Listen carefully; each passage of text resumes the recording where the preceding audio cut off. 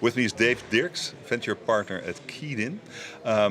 Mission, your company, set to disrupt the venture capital ecosystem. Wow!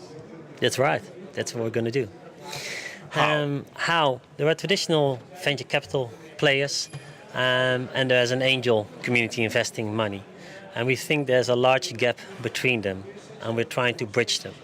So we are there for startups who have raised the angel round and are too small and not considered yet really fundable yet by the venture capitalists. And that's where we're in between. Okay. And how much money you have on your hands now? We don't have a fund with a ticket size but we have earlier raised money already, but it's own capital which we invest in startups, and we invite co-investors to invest along with us in startups. So, how much money you have out there in companies? In company, I think we've invested over about 6 to 6.5 million now in companies so far. And what kind of companies? In which branches? What are they doing? Yeah. Where do you want to put your money? We invest mostly, if you divide it in two sectors, in fintech and in e-commerce. So that ranges from a company which is the Bird Control Group, which actually uses laser beams to scare away birds from airports, oil platforms, stuff like that. Which is a real problem, of course, in the physical world, up to the more, let's say, challenging or disruptive technologies in fintech. That's why we were one of the first fintech investors in the Dutch market. We already invested in wallets in like 2 years ago.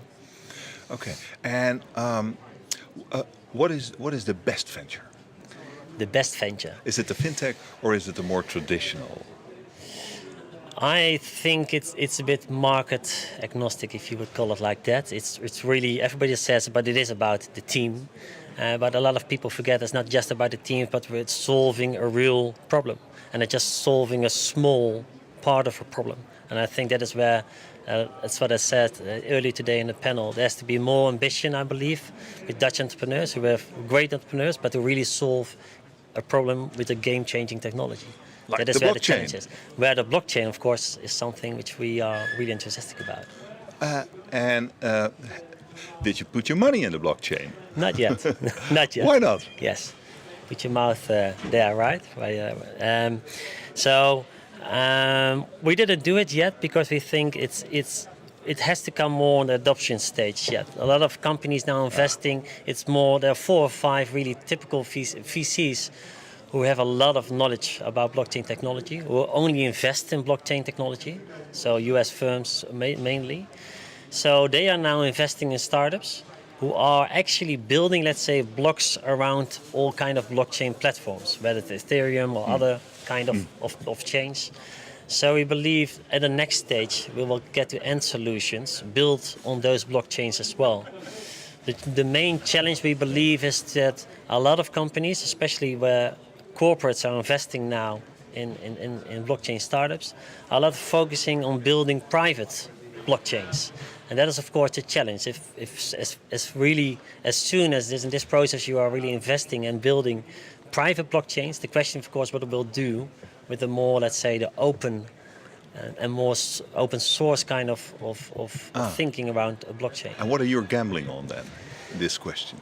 Well, we're gambling there is that it's a difficult question, so the answer is difficult as well. Is that as an example, Santander, a Spanish bank, active a lot in Southern Europe and in Latin America, they just recently launched with Ripple, one of the startups which they invested in, a peer-to-peer payment platform, where you can send over money on that platform, something between $10 and $10,000, without any clearing, without any settlements, just a direct payment. It's for free now.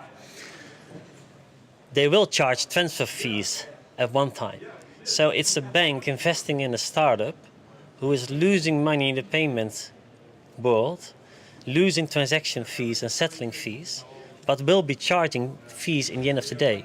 So the question is whether, for us, it will be the banks and financial institutions actually, let's say, with a loophole getting back in the game and charging transaction fees again, or it will be the startups delivering the IT, the platform to those banks. I see. That is, I think, what we will see in the first coming 2, 3, 4 years, how that game will develop. Dave Dirks, thank you very much. You're welcome.